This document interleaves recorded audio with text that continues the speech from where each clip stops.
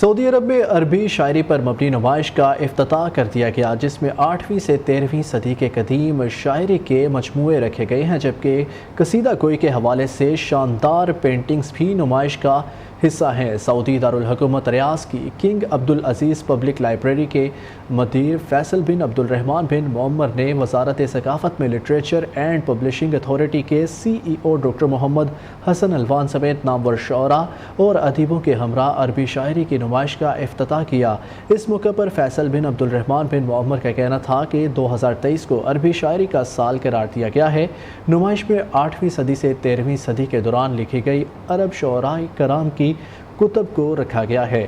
نمائش کے افتتاحی تقریب میں بنت سعود نامی بچی نے صحابی رسول حضرت کعب بن زہیر کی جانب سے رسول صلی اللہ علیہ وآلہ وسلم کی شان میں لکھی گئی نظم کو خوبصورت انداز میں پیش کیا، جس پر حاضرین نے دل کھول کر اسے داد دی۔ نمائش میں قدیم شعراء کرام کے پورٹریٹ بھی شامل ہیں۔